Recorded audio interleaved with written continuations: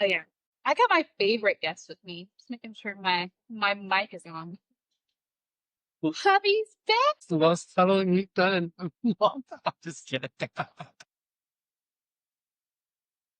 Nothing in there. Seems like you guys really like when he comes on because the views and everything. We just have really fun conversations. I love doing this for it with him. He just told me that if I can make like $250 a week, I can repeat that. that he would, let me like kind of move full time in podcasting and like come on more often, and we could like actually take this little job. Make more time for it. Yes, yes. So if you guys really like this, if you think that I should do it more, like, follow, subscribe, comment, share, help us get my subs up. They're my subs for now until you decide we're going to take it full. It's okay. You're the leader. Thank you. And then, maybe we'll get to do this more often. But for right now, I do it when I can. And that's just enough. So, I've been teasing you guys about this episode for weeks now, and I'm so sorry because that's life. We don't do this full time. We do this for fun when I can. And I've got so much feedback online about this topic that we're going to break into today. So I think you guys are really going to enjoy this episode. So what we're talking about today is unpredictable 30s and fertility. Careful. How can I help you? Everybody close your eyes.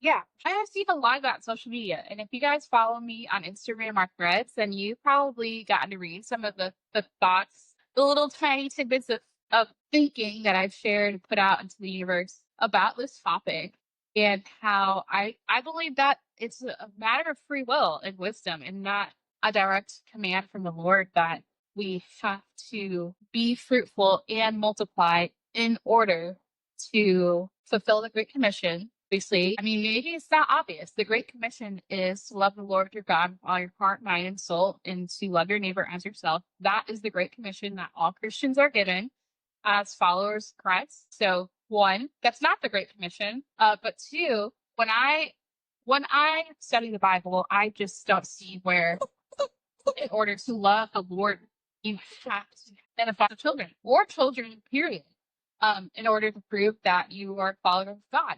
And so that's kind of where this podcast is going to be leading to at the end. So stay tuned because we're going to delve into that more. But we just wanted to really start by like sharing our story and sharing our experience with our 30s and like our fertility and how we manage that as a family, and like how we believe that God is asking us to steward that.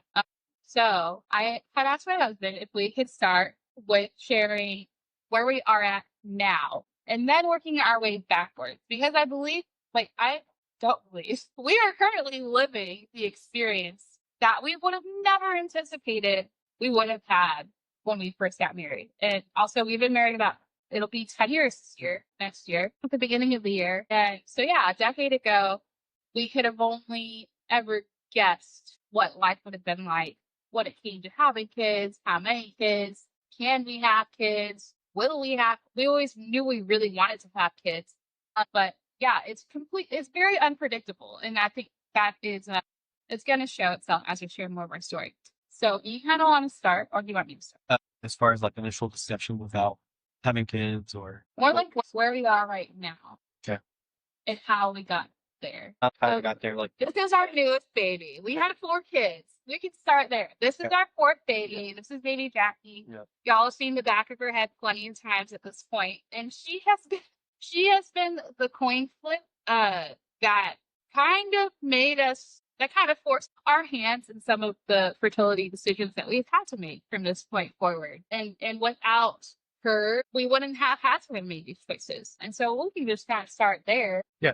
I mean, obviously with her, medical complications in utero, there were a lot of things that, you don't anticipate. And I think that we are certainly aware that there are a lot of health complications that can happen statistically with any pregnancy. But with her finding out at week 20, that we were going to be dealing with some challenges and potentially not even with a live baby in the end. That was a very, very difficult position to be in.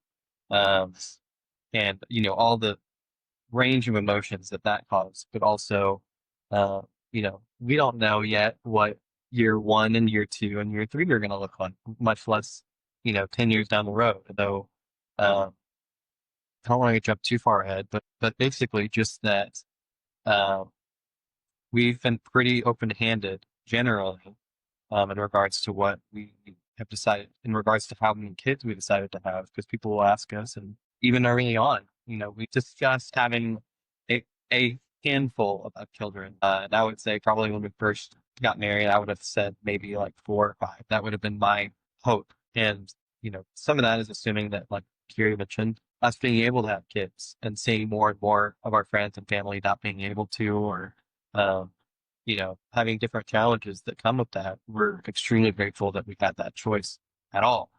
Because we couldn't earn it, that's just the way God's made our bodies. And so here we are. But so we've always been open-handed, but with Jack, with the complications that have come from that, it's just caused us to really put a pause on any type of planning, because we're just trying to, um, respond to the what we've been dealt, essentially, and love on our kids that we have already now, and Jackie. And as she gets older, we'll have a better idea, as well as our physical space. We know we have an 880 square foot home.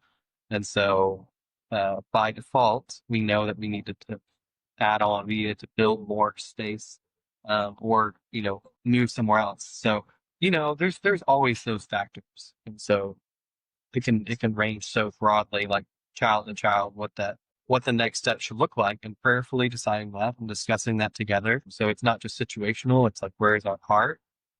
Where's our time? Like, how much time do we actually have to spend on our children right now? And based on that kind of, certainly no perfect equation, but it's like, I think if you remain open-handed to what God does that for you, whether it's that, in your life right now, you're working 60 hours a week and, barely making ends meet, and, don't have enough space in the home. It's like, factor in those things, being not so tied to a number. I think here in America, it's very easy for us to see having children as, first of all, a choice, period, and not really praying through that, just kind of making that a decision based on conveniences, on whether it's, it's supposed to be all before I have a child, always ask for expensive funding. I wouldn't do it. And if I, yes, just as Americans, as we're flooded with decisions, the ability to make decisions about our lives it's a tremendous freedom. But at the same time, sometimes we treat human life as something that we can manipulate and choose. And, you see it in the news. It's flooding, everyone's feeds. It's like, what do you want? How do you control your life? How many children are you going to have? Like, that question in itself, it's like, certainly we've asked it, people that we know that have had kids, how many kids do y'all want to have? And it's like, clearly that's not always an option.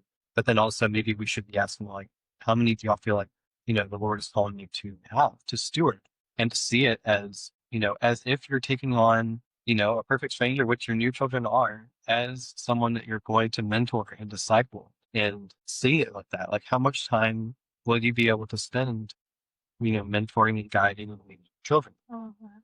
And so something that, and the verse that I think I hear the most often is Psalm 127, 3-5. It says, "Children are a heritage from the Lord, offspring a reward from him. Like arrows in the hands of a warrior are children born in one's youth. Blessed is the man whose quiver is full of them." So I think oftentimes I've heard that quoted where it's like discussing a quiverful and saying basically the more the merrier, the better.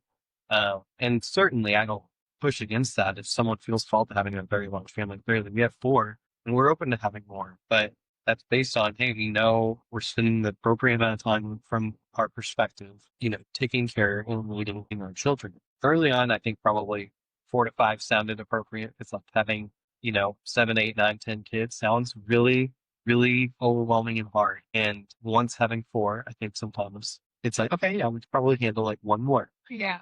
It's not like I'm thinking, I think we have the capacity to handle 3 or 4 more. Like, some people may be built like that and have the capacity and the finances and all the things. but I try not to overthink it. It's like one step at a time, one child at a time. Pray through that. Lord, if you want us to have another, allow us to. And there's so many different avenues. Yeah, so many. And so we're gonna try and touch on as many as we can within like a 30 to 40-minute segment because there are so many facets to it. And hopefully you guys have gotten to watch 2 episodes ago, episode 5, when motherhood doesn't go as planned, where I have a whole conversation with a friend who had an infertility struggle. And so her perspective and her experience of not being able to have children for the first 7 years of her marriage. Yeah, and then how they ended up growing their family and how the Lord works through that. And so we are all too familiar of of ministering to friends who have gone through miscarriages or who are infertile or who went into a marriage knowing that they could not have children. And so the plan was always to adopt to grow their family. Or they didn't adopt and they end up being kind of the fun uncle or the fun aunt to our own kids or to other kids in their extended family or in their community.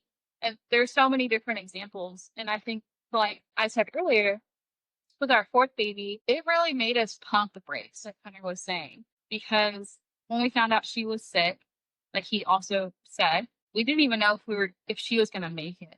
And so once she survived and we gave birth and like she's almost 6 months old and she's doing really well, pretty much immediately we were like, okay, that's it. Like I was like, I'm done. I don't want to have any more kids. We got to 4. This is great because it was just such a traumatic event. I mean, the pregnancy was so incredibly difficult. It was incredibly traumatic. I had surgery with her while I was pregnant.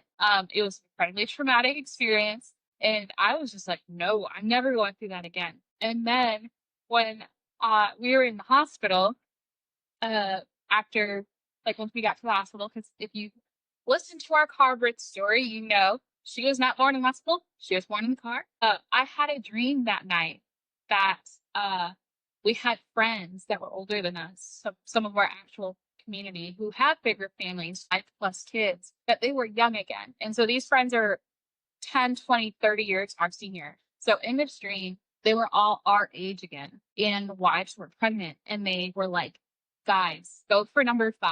Like, go for number 5. You'll never regret it. You will regret stopping. So Hunter can attest. Woke up the next day crying that I was just like, I don't think we're supposed to be done.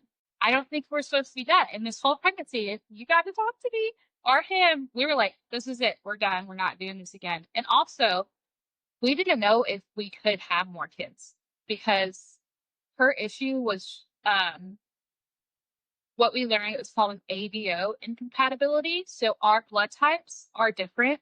And when you have baby, your blood will mix with your baby's blood in your body. And because our blood types are different, our baby's blood types are different from mine. And so different, is it polarization or whatever? It's like, it's the negative RH. There you go. And so I'm negative, he's positive, I'm O, he's B. All of our kids are B positive, I'm O neg.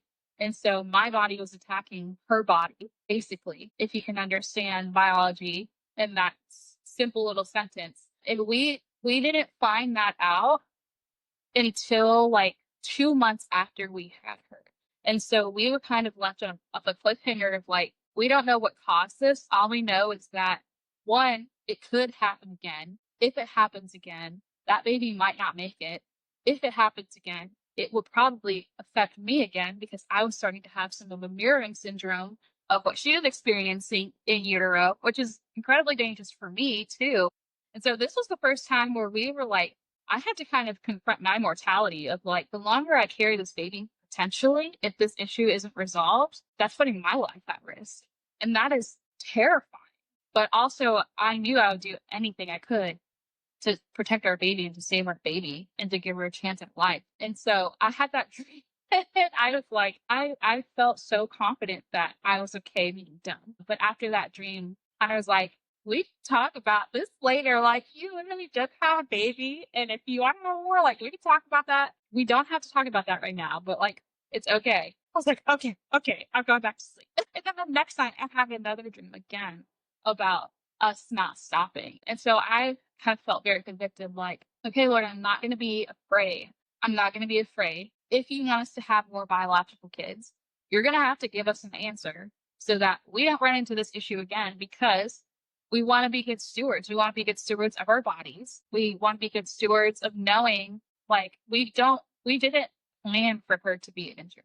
You know, that's never any person's intention. But if we were to have more kids and this happened again, honestly, I would feel negligent on my part. I would feel like I was making a choice to bring another injured baby into the world because I wasn't being wise, or because, doctors are telling us these are the cards you're being dealt. These are the risks. Take the risks or don't take the risks. Some risks are not worth taking. Some of them are. I wouldn't take that risk again. It was so incredibly difficult for our family, for our finances, for our community, like, that surrounded us to help us with our kids so we could go to all the medical appointments and then it was just so much. I don't think I could do that again. So, if we have more biological kids, we're going to be praying fervently that we don't have to go through that again. And if I do have to get pregnant, like, I have to see a specialist again. Like, we can't have a home birth. We have to have a hospital birth. That costs a lot of money. Like, there's just a lot of things that we have to anticipate to do that. But, we also always had a heart for adopting and fostering, and we still really want to do that. But like you said too, we live in a small house. So if we want to adopt and we want to foster, we have to have the space to do that. And we don't have that yet. So that's pretty much just like close that door on that option for now. So that's where we are here, which is like right now we have to have a hard stop. My body still has to heal. We don't have the space. We're still paying off her bills. So it's just not an option right now. And that's okay. Like, clearly that is the Lord's will for us. And that's not us being fearful or disobedient, which some open wound people, we're getting to get to that topic, would say that we are being disobedient because we're just not being open with our fertility, which I think is a very dangerous mindset. So I think it'd be really interesting now to share uh, what we like thought our fertility was going to look like when we first got married. Because how does my mom say that? A wish is a fifth. If a wish were a fifth, we'd all be drunk. Is that how you say it? That's how my mom, I think, is it, if a wish were a fifth, we'd all be drunk. Because you can have a bunch of wishes. Nice. With if a wish were a fifth, we'd all be drunk. So Like, it's more of a tongue twister than anything. it is both. It is both. I won't tell you what I used to think she was telling me. So what was our initial thoughts about fertility? If you can remember that far back, I mean, all those. I don't think we didn't anticipate not being able to have kids. That wasn't like part of the discussion or anything like that. So I do remember that, like, we were both working. I was finishing OTA school, or I was in the middle of OTA school. So I was getting ready to be able to work in the occupational therapy field, but I was still in school. So I think at that point we had just determined, like, we're kind of at a point where we'd be able to afford uh, raising a child. So what? I don't think there was like some long in depth, as far as I remember. Like, it was just kind of we've got to a certain point where we're out of our bachelor's degrees. I have a job, you have a job.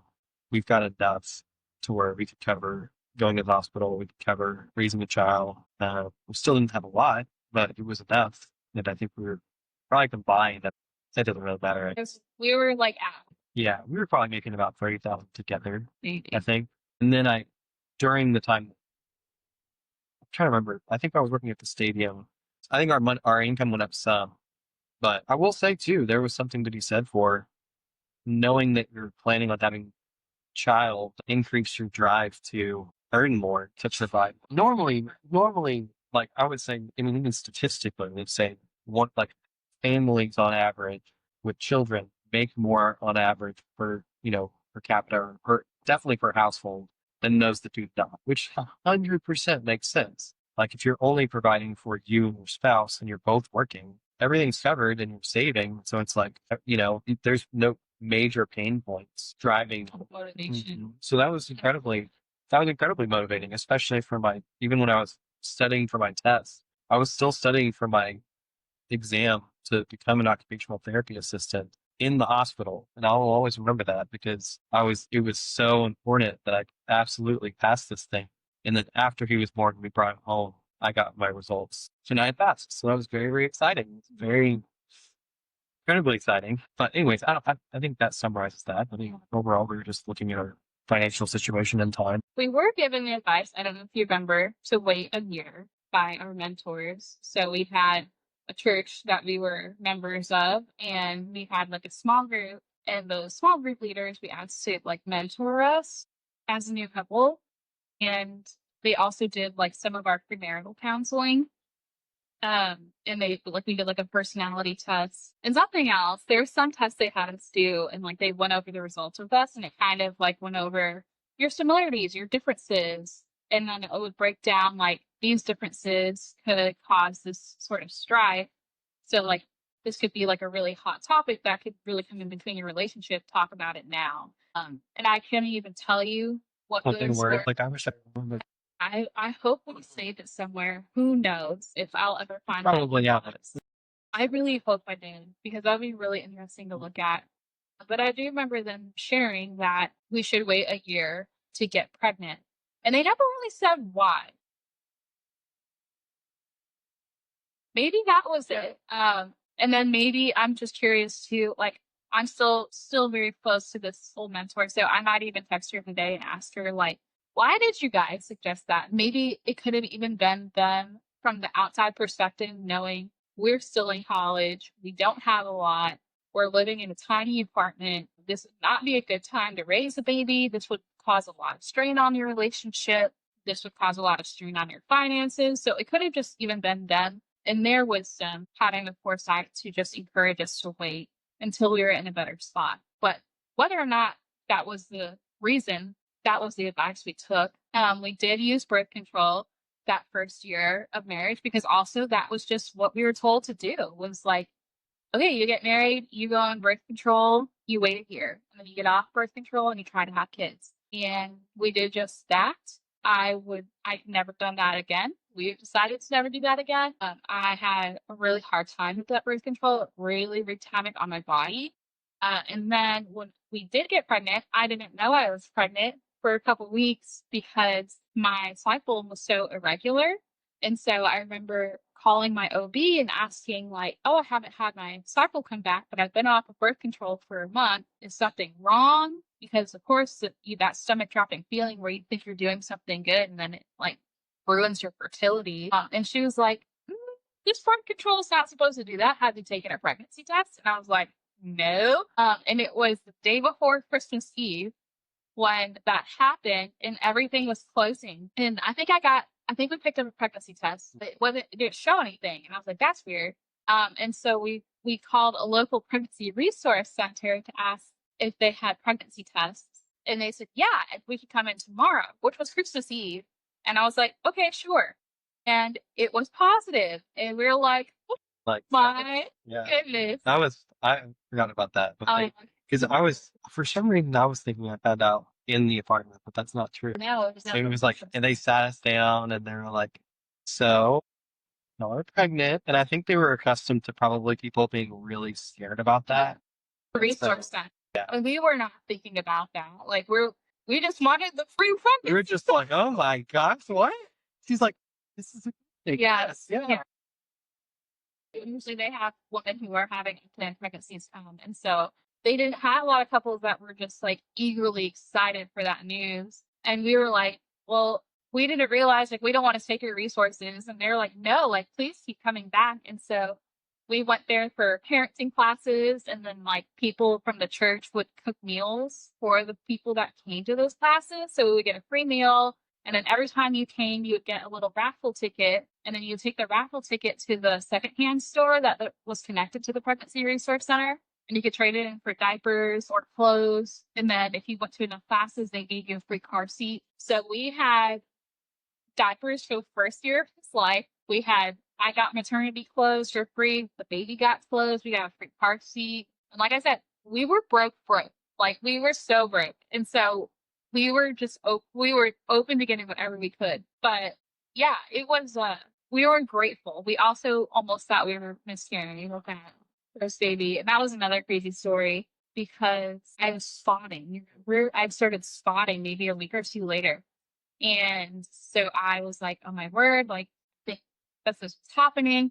And so we went to the OB and they gave us an early ultrasound. And it turns out that I was just earlier in the pregnancy than we had thought we were. And so we got to see their tiny little heartbeat. I was probably like 6 or 7 weeks pregnant. So it was so tiny. And they were fine. And then another crazy story was that when we went to get that ultrasound, the ultrasound tech was like looking at my ovaries and my uterus and stuff. And so when you look at your ovaries, if you're expecting or ovulating, there's like heat circles in the ovary that will like reveal which ovary the egg came from. And I had 3 heat circles, which means my body might have released 3 eggs, which could have meant we were having triplets. And so we went into the appointment thinking we were miscarrying to then find out we could potentially move the wand over to my uterus and see 3 heartbeats or 2 heartbeats. But there was just 1 heartbeat. We didn't lose any babies. There was never triplets or twins to begin with. There was always only one. But that even was just like, Yeah. The way she said it, I think she's like, it might be having spontaneous triplets. And we were like, what? one. And then like just having the mindset for that split second of like, what if there's 3? Like, Yeah. and so yeah, that, and then we had our second baby. They're not even 2 years apart, so we had back-to-back babies. And the second baby was planned, and so our first was like a year old, and I was like, I'm ready. I'm ready. Let's do it again. But we wrote out a pro-con list. And so we wrote the pros of if we were to get pregnant right now and the cons. And usually the cons were it's going to cost money that we've been saving up for this, or it's going to set us back on paying off debt, or it's going to, I mean, nothing really significant, just like little discomforts. And so the pro outweighed the con. And I think with that, maybe we asked your parents what they thought. And I think they had said that we should wait a little bit. And we were like, nah. We're really good at taking advice. We are, though. We No, normally we are. we pray through it, we think through it, we do. But there's just been a track record sometimes that family members, they're still have tremendous advice. But, it's like weigh the input, pray through it, decide together in the end. We're the ones that need to live with the consequences. Yeah. So Sure. we need to make the decisions. Yeah, it's our responsibility. And so we've never asked anybody again after that. It was kind of like, now that we think about it, we're grown-ups and we can handle our own, and we don't really need anybody else's advice to tell us. If we have to be getting advice to tell us whether or not we should be having more kids, maybe we should be having more kids. And so we've never asked after that. And so then we had our second, and that was a very great experience. Honestly, I really enjoyed having them close together. It was really fun for me. And then our third baby was our surprise. And so he heard What's like, like Jonah. He said he heard God say go, and I said no. And no, I didn't. So we have a I can't believe you're talking about this right now. 4-year-old. Because some of y'all I've talked about who've had these surprise babies, and it really does also change your mindset about fertility. It really does. And there are ways, again, that sometimes that can be a risk that's not worth taking to have them so close together. So the third baby, those two were just over 2 years apart, which is a little bit better. Like not so close together. We were a little, just that it was not, we would have had under if we'd had him any closer. Am I tripping? Yeah, no, because mine. No, he had just turned 4. So they would have been 3 and under. And that third baby, and then we moved into the camper that year. We were trying to build our house. It was way too much. And I wasn't ready to have another baby. So that was our like, oh, here we go again. I had just weaned our daughter.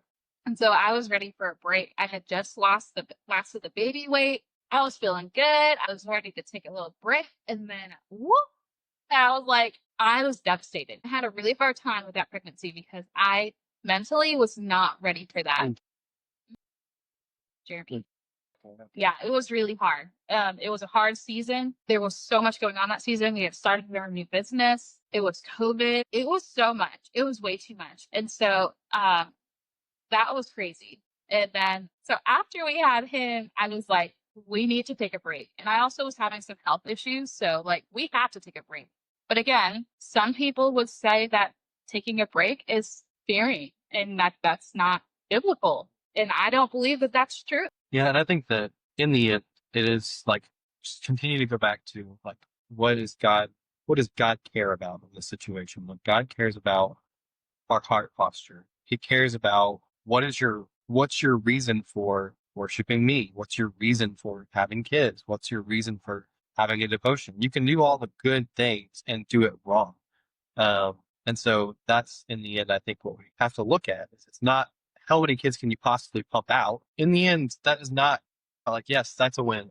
You did this because you felt like you needed to hit a certain number. And at that point, you decided to use your control to not have any more, or you have as many as possible, no matter the consequences, with no thought. Like God's given us a mind for a reason, and He's given us free will for a reason. And so, like for better, for certainly, I think that on both ends, it's like some people decide not to have kids at all, and they choose that, and I don't always know the rationale, but I'd say the most consistent ones I've heard, it's typically either out of fear or out of control, and like desiring to have their life look a specific way. And, I certainly don't know their heart like God does. And it's like, that's all that in the end what matters. And so I shouldn't look at someone that has not had kids and say, like, why haven't you had kids yet? I mean, so it's not really my place to decide whether it's time for them to have, obviously. But as far as having a ton of kids and like having no restraint, it's like, God has given us a mind and He's given us the ability to plan and to strategize. Now, yes, don't take that too far and don't turn it into something that you have to control. And the only reason that you don't have more kids is because, well, I don't want to have a kid and not be able to retire early, or I don't want to have a kid and have to spend a little bit more money. I don't want to have a kid and like have a little bit bigger home, like which is basically just an inconvenience.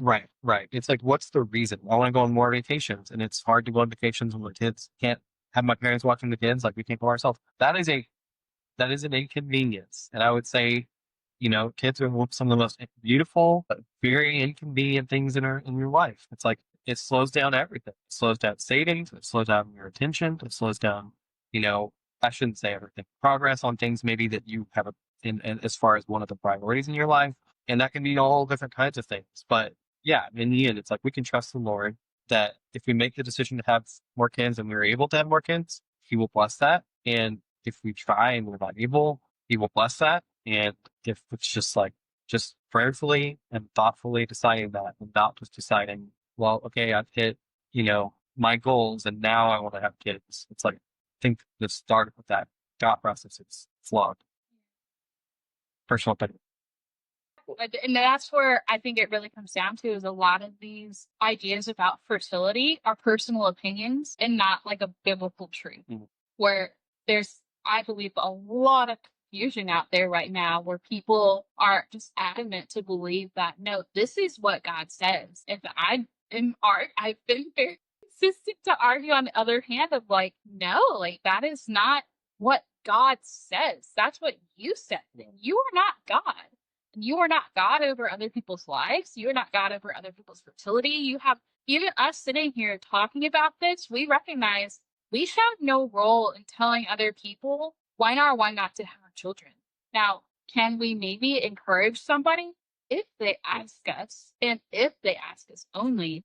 I don't wait for asking. I think sometimes if I'm close to them and I know already they've already stated their rationale, Right. and I will give feedback mostly just because I know a lot of that can be decided through fear. And sometimes you understand, like it's like talking someone through going on a zip line. It's like, okay, I know you have this tremendous fear of this thing, but look at this. Like you're strapped in. There are safety limitations. Like you are going to be safe going from beginning to end. And so like, I think in that way, you can come to someone that says like, I'm fearful that like, I don't have enough money, or that I'm not in the place in a career yet that I want to be, or I don't have a big enough home yet. Like anytime I hear someone that says that, like I know someone right now, it's like they have 2 kids. And they're like, oh, well, we have a 3-bedroom house. And my wife's like, man, we need a 4-bedroom house before we have a third kid. And I was like, okay, so like truly just look at our life. Like we have a 2-bedroom, 2-bath. It's not that that's for everyone, but if you have 3 bedrooms, you're doing great. And don't let the world trick you into thinking you've got to have a room for every kid, or you've got to have more than 3 kids to have, you know, more than 3 rooms to have more than 3 kids. Split them up. Like we grew up having boys and girls in 2 separate rooms, and that was it. And it worked out really well. And so I think in that way, I don't necessarily ask for permission to give input, but I certainly don't assume too much. There's stuff that could be in their background. They could have had miscarriages. Like there's so many things I don't know. But the last thing I was going to comment on is like in this verse about like, blessed is the man whose quiver is full of them. It's like God doesn't say even in the early verses in Genesis about reproducing, like be fruitful and multiply and fill the earth and subdue it and have dominion over the fish and the sea, fish of the sea and over the birds of the heavens and over every living thing that moves on the earth. Now, first of all, I see that as like early on, that's very practical. He wants us to populate the earth. And I would say that still applies today. Like he does desire that this day and age. The population of humanity is dwindling because this emphasis on control and like self-fulfillment and desires of your own personal heart, not of what God wants for you. But in none of this does God say 3 or more kids and you are now holy, or 6 or more kids, or as many kids as you can possibly produce. You have now reached, the level of holiness. You are now welcome into heaven. You know what I mean? Like there's nothing about those verses to me that directly, specifically says to us, have as many kids as possible. God shows throughout scripture, it's about the heart, it's about wisdom, it's about heeding, caution, being willing to step back and not just decide this is what my heart wants, and therefore that's the right answer. That's the priority. Um, yes. Yes.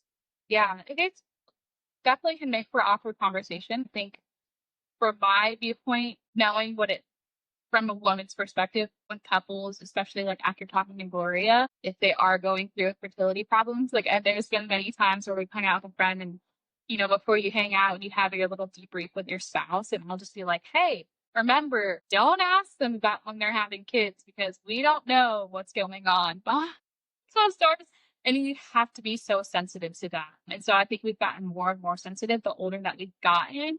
And then like the more that we've experienced our friends going through miscarriages and stillbirths, that we never want to assume that they're not trying or that they don't want kids, because we know plenty of people who want that and it's not what God has for them right now. And it's absolutely heartbreaking. But on the flip side, we also have people in our lives who don't want kids just because they don't want kids.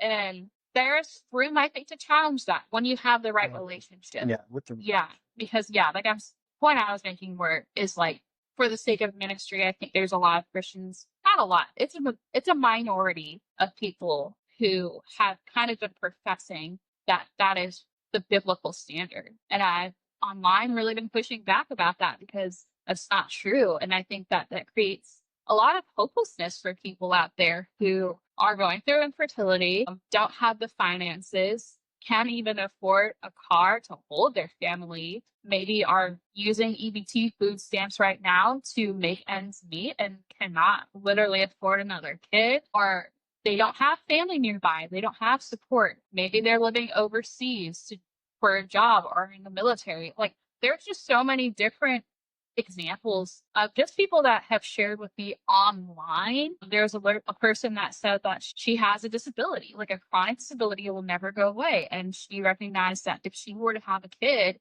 like their standard of life, she couldn't necessarily take care of her own kid.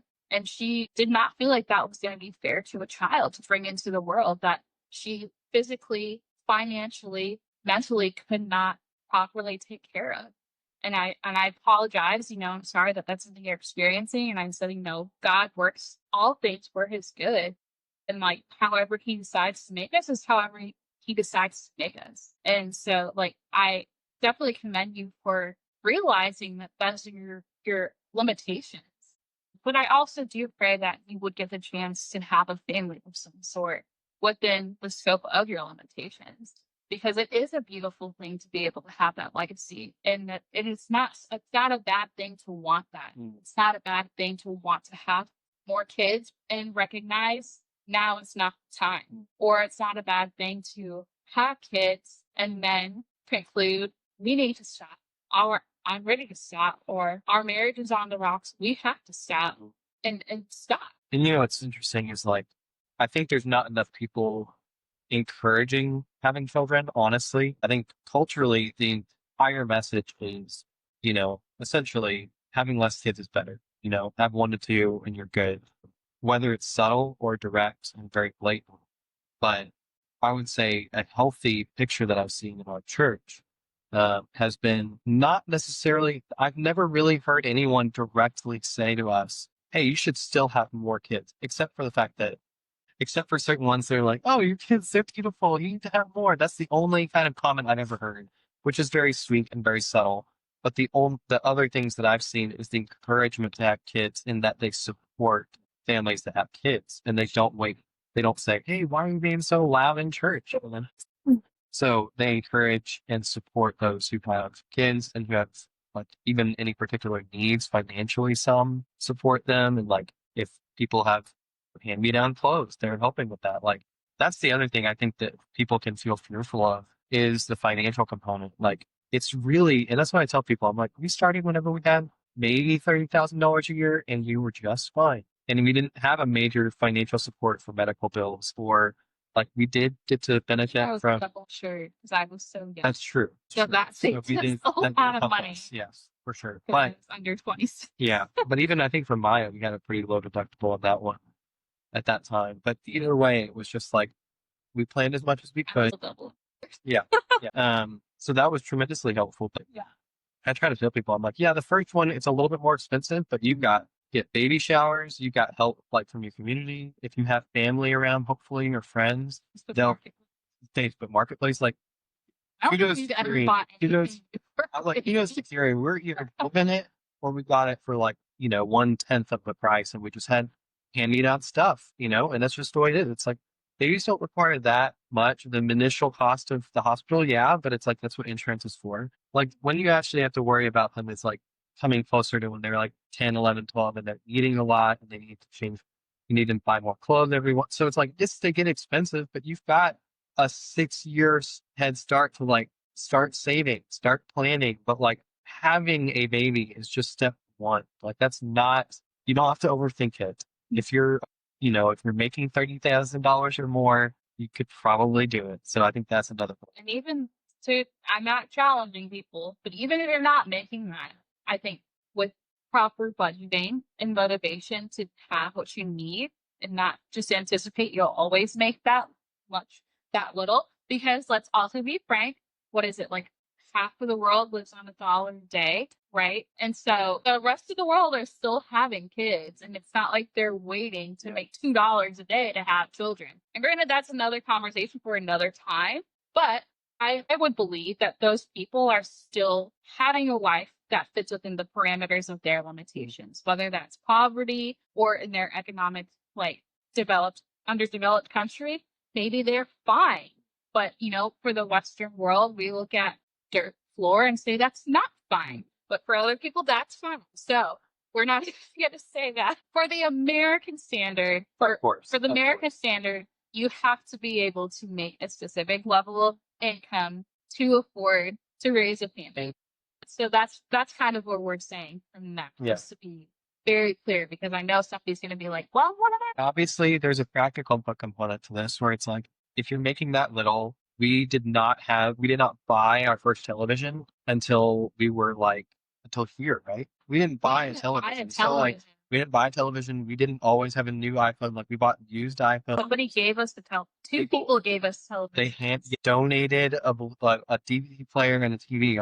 I think my younger brother did at one point. Like there was just people come and they chip in and they help. And it's, and also you just make sacrifices. We didn't go out to eat pretty much ever. Van for a long we used one vehicle for a while, less insurance. So there's a lot of practical steps. Go on vacation. We made certainly we made choices. So it's like it's just a matter of what is your what's your heart position? What are your priorities? And are you making more than $30,000? Maybe. Yeah. So that don't quote me on that. That is not a requirement. It is something to be thoughtful about. So I really hope that this episode, I am standing firm belief that this episode is gonna help somebody today, because y'all online have clearly really been wanting to talk about this and have a lot of thoughts about this. And so I've really been looking forward. Like I said, we've been really thinking about this on the back end of like what we want to talk about, how we're going to frame this, what kind of like what news articles. I mean, we've really been like doing our research on this and just trying to stop and think about like what has God truly put on our hearts. And again, everybody has different convictions and everybody has different lives. So what has worked for us is not necessarily going to work for everybody else. And that's okay. Like that is how life is supposed to be. And so we're still learning. Like I said, our hands are completely open where we don't know what's going to happen in our future. We have these hopes and we have these wishes. Are they going to come true? We don't know. Do we pray that they'll come true? Absolutely. Like Hunter said, like we have loved raising a family. It is so hard. We are so tired, but it has been like, honestly, it's been the greatest. It really has. I can't imagine our life without. Yeah, I was going to say, if I could throw in that one last piece, is like the other component that we haven't really discussed, which is what you're touching on, is it's like it is the most fulfilling responsibility, or I would almost say job, but like it's much more a responsibility. Like it is the most fulfilling thing that will ever happen, I think, in your life besides knowing Jesus. And like that, I think that's it. I mean, there's like, what else can you do? Working at a job, you're getting money, right? It's a transaction. Uh, having children, it's like you're pouring into human beings that are in your likeness that you get to specifically disciple, and they're placed in your home for a significant portion of their childhood. And you get to impact their future significantly. And obviously they impact yours. God uses them so much to teach us self-control and discipline and so much patience. Like if we had not had children, I would have been so far behind in regards to emotional maturity. Kiri certainly helps me with that. But imagine, three other little human beings holding you accountable. It is an amazing gift and blessing that is undervalued. And that's why I feel no shame in encouraging people that I know. You don't think that you want to have kids, but once once you have them, there is nothing else that you could have wanted more. Yeah. You just don't know until you take the first step. Get married. Get married. I'm sorry, that is understood. Get married. I expect that. Yeah. Yes. Yeah. And then I think too, like when we do meet friends that say that they don't want to because they don't want to, this is gonna come off tough love.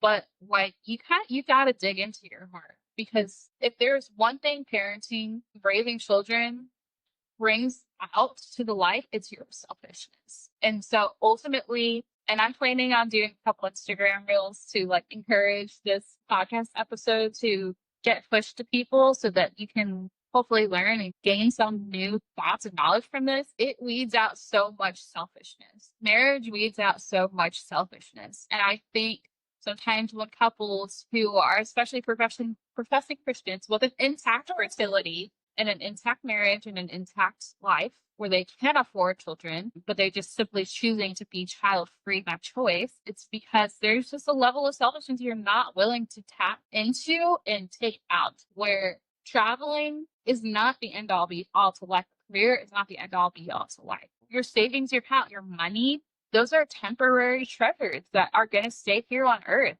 This is one of the only things that we get to participate in that will have a longer eternal value. Not that, okay, we're not taking our kids to heaven with us, or it doesn't give us access to different points of heaven, but like you create a legacy through your family, through your children, that lives far beyond you and generations upon generations upon generations. And something that I really heard, just to conclude this, recently on YouTube when I had been trying to listen about this topic, is how people, by choosing to be child free by choice, are choosing to cut off their legacy. And that's it. You're the last one of all of your ancestors, of all these people that have survived these hundreds of years to get you to where you are.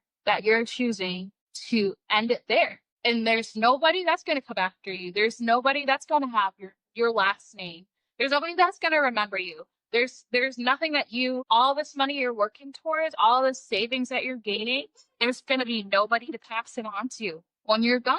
And that is honestly that would make me so sad, because we hope to have an inspired legacy, not only with our own children, our grandchildren, our great grandchildren in 100 years from now, that they can look back and say, we had these great, great, great, great greats that were firm believers in the faith, that raised their family well, broke these generational curses, stayed away from drinking, stayed away from drugs, didn't inflict all this trauma on their kids, and then, tried to leave something behind that would last beyond them financially, spiritually, educationally, character.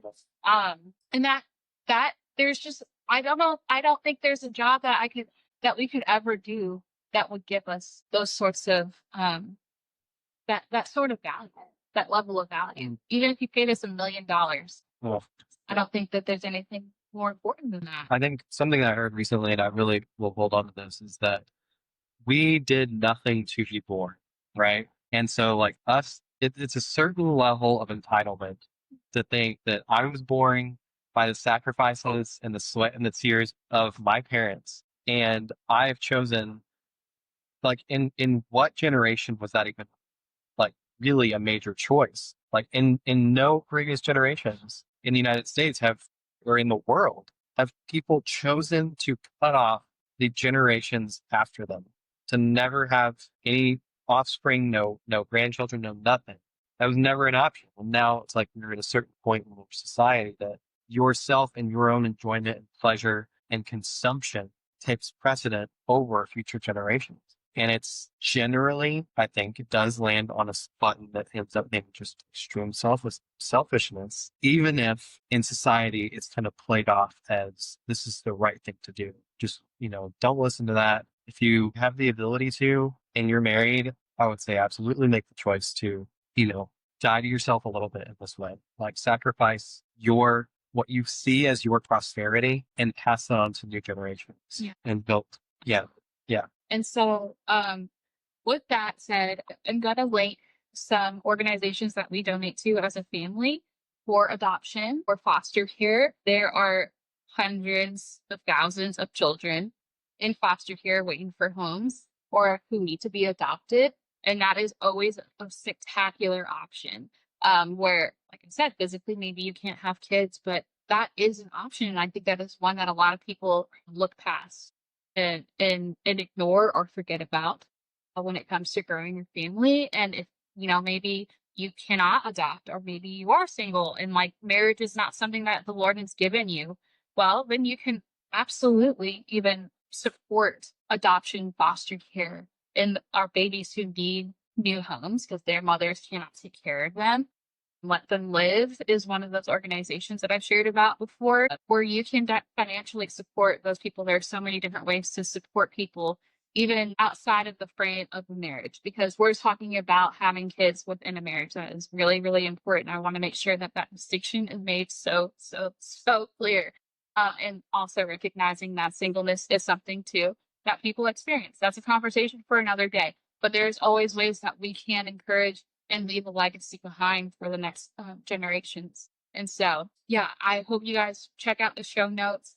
I'm going to have some different places and resources there. There's a news report that came out about the historically low birth rates in the Western Hemisphere that I think everybody should read, because these are going to have global impacts because of these choices that our generation are making right now, and the generation before us, when it came to having children. It hasn't necessarily shown its showed the repercussions yet, but they are coming. And that is something that we're going to have to live with because people before us made that choice. And you know what? If we have the opportunity to encourage people and encourage this generation to not make those same mistakes, and we're going to be here. We're gonna say those things that are kind of hard to say for the sake of the greater good and hopefully the future of this country and even this.